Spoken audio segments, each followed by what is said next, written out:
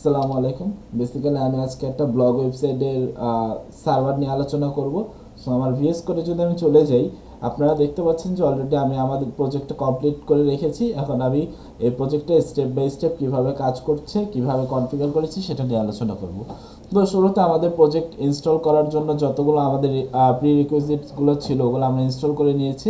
আমাদের প্রজেক্টটা মূলত মঙ্গোডিবি, এক্সপ্রেস, মঙ্গোজ এগুলো টাইপ স্ক্রিপ্টের সাহায্যে করা হয়েছে। তো আপনারা দেখতে পাচ্ছেন একেবারে রুটে আমি অ্যাসার্সি নামে একটা ফোল্ডার ক্রিয়েট করেছি। এর মধ্যে app dot T S, server dot T S নামে দুইটা ফাইল এবং অ্যাপ নামে আরেকটা ফোল্ডার। অ্যাপ ফোল্ডারটার মধ্যে আমরা পরে আসতেছি। তো আমরা যদি আগে সার্ভার ডট টিএস এর মধ্যে যাই, আমরা সার্ভার ডট টিএস এ মূলত আমাদের বেসিক এক্সপ্রেস সার্ভারটাকে কানেক্ট করার জন্য যে কোডগুলো প্রয়োজন হয় সেগুলোকে আমরা এখানে লিখেছি, প্লাস কিছু এরর হ্যান্ডলিং করে রেখেছি যাতে আমার সার্ভারটা কোনো এররের ফলে ডাউন হয়ে না যায়। অ্যান্ড অ্যাপ ডট টিএস এর মধ্যে আমরা এখানে বিভিন্ন পার্সারগুলোকে আমরা ইউজ করেছি এই। অ্যান্ড তারপর আমরা যদি চলে যাই অ্যাপ ফোল্ডারের মধ্যে, আপনারা দেখতে পাচ্ছেন এখানে আমি অলরেডি অনেকগুলো ফোল্ডার ক্রিয়েট করে রেখেছি। এর মধ্যে builder, config, error, interface, middlewares, modules, routes, utils নামে কিছু ফোল্ডার। তো আমি যদি একেবারে শুরু থেকে শুরু করি তাহলে চলে আসে হচ্ছে বিল্ডার। তো বিল্ডারের মধ্যে আমি কোয়েরি বিল্ডার একটা ক্রিয়েট করে রেখেছি। এই ফাইলটার কাজ হচ্ছে মূলত আমরা যখন কোনো ডেটা গেট করব, গেট অপারেশনের সময় আমাদের তো ফিল্টারিং করার প্রয়োজন হয়, রাইট?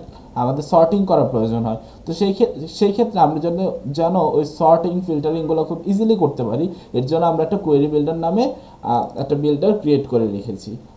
এটার কাজ শুধুমাত্র এতটুকুই। তারপর আমরা কনফিগের মধ্যে ইন্ডেক্স ডট টিএসে আমরা আমাদের ইএনভিগুলোকে ম্যানেজ করেছি।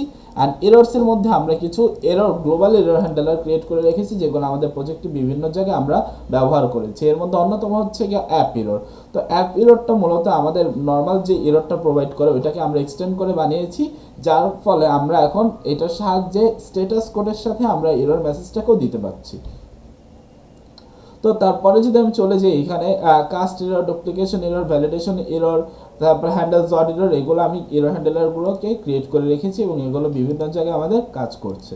তারপরে আমি যদি চলে যাই মিডলওয়্যারসে, তো মিডলওয়্যার জিনিসটা কি? বেসিক্যালি মিডলওয়্যার হচ্ছে কি, আমার যখন একটা এপিআইতে কোনো একটা কল হয়, কল হওয়ার পরে ওই কলটাকে আমরা একটা মিডলওয়্যার থ্রুতে পাস করে দিই এবং ওই মিডলওয়্যারে আমরা বিভিন্ন লজিকের সাহায্যে বিভিন্ন ভ্যালিডেশন করতে পারি বা বিভিন্ন কাজ করতে পারি। তো এটা হচ্ছে মিডলওয়্যারের কাজ। তো এখানে আমি গ্লোবাল এরর হ্যান্ডলার নামে একটা মিডলওয়্যার করেছি, নট ফাউন্ড একটা, ভ্যালিডেট রিকোয়েস্ট একটা, অ্যান্ড ফাইনালি অথ রিকোয়েস্ট একটা।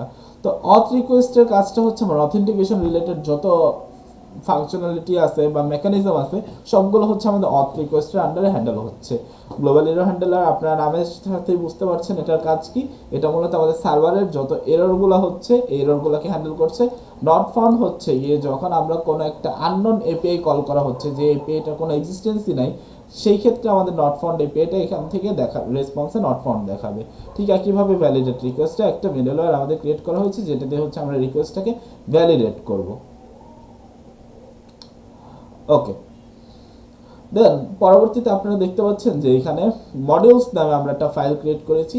এইটাই হচ্ছে আমাদের মূলত মূল বিজনেস লজিকের ফোল্ডার।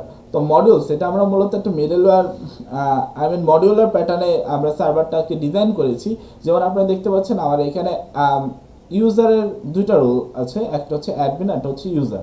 তো এর জন্য আমি যাতে আমার কনফ্লিক্ট না লাগে এর জন্য আমি অ্যাডমিন, ইউজার দুইটা আলাদা করেছি। একই সাথে ব্লগের যেহেতু কিছু অপারেশন আছে আমি ব্লগটাকে আলাদা করেছি অ্যান্ড অথেন্টিকেশনটাকে আলাদা করেছি।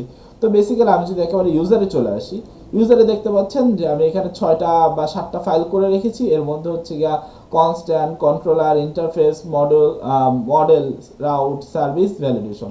তো এগুলো মূলত আমরা এখানে আমি যদি শুরু থেকে বলি, ইন্টারফেসের মধ্যে এসে আমরা ইউজার ইন্টারফেসগুলো হ্যান্ডেল করেছি। মডেলের মধ্যে এসে হচ্ছে ইউজার ইন্টারফেসটাকে ব্যবহার করে আমরা একটা মডেল তৈরি করেছি, স্কিমা মডেল। তারপরে ওটার সাহায্যে আমরা হচ্ছে সার্ভিস তৈরি করেছি, ওটা কন্ট্রোলের সাথে কানেক্ট করেছি। কন্ট্রোলার থেকে ওই জিনিসটাকে পরবর্তীতে আমরা রাউটারের মাধ্যমে কানেক্ট করে দিয়েছি। ঠিক একইভাবে এই রাউটারটা পরবর্তীতে আমাদের গ্লোবাল যে রাউটারটা আছে, মেন রাউট, এটার আন্ডারে আমাদের কানেক্ট হয়ে গিয়েছে। সো এভাবে একটা জিনিস আমাদের কাজ করছে। তো আমি যদি একেবারে সহজভাবে দেখাই বিষয়টা, আমি যদি অথে যাই দেন রাউটারে চলে আসি, তো এখানে হচ্ছে কি বেসিক্যালি যখন রেজিস্টার্ড নামে একটা রাউটে এসে এপিআইতে এসে হিট করছে তখন মূলত এই ভ্যালিডিটি রিকোয়েস্ট মিডলওয়্যারের মধ্যে আমার অথ ভ্যালিডেশনে এটা চলে যাচ্ছে। আমার ডেটাটি যদি ভ্যালিড হয় তাহলে আমার কি কোথায় যাবে, অথ কন্ট্রোলারের ভিতর থেকে ক্রিয়েট ইউজার। তো ক্রিয়েট ইউজারের মধ্যে আসার পরে এখানে আমার বেসিক যে বিজনেস লজিক আছে এখান থেকে মূলত আমার রিকোয়েস্টের বডিটা নেবে, নেওয়ার পরে এই বডিটাকে হচ্ছে গিয়ে আমি ইউজার ডাটা আকারে আমি হচ্ছে গিয়ে সার্ভিসের কাছে পাঠিয়ে দিচ্ছি। সার্ভিসের কাছে যাওয়ার পরে আমার ক্রিয়েট ইউজার ইনটু ডিবি, এখানে আমাদের বেসিক যেই লজিকগুলো আছে আমার ইউজার একটা ক্রিয়েট করার জন্য সেই লজিকগুলো আমি হ্যান্ডেল করেছি। তো দিস ইজ অল অ্যাবাউট যে আমি কীভাবে একটা বেসিক লেভেলের এপিআই ডিজাইন করতে পারি সেটা নিয়ে এখানে প্রত্যেকটা এপিআই আমরা এভাবে আলোচনা করেছি। সো আমি যদি এখন আমার সার্ভারটাকে দেখাই কিভাবে কাজ করছে, তো শুরুতে আমি যদি চলে যাই ক্রিয়েট ইউজার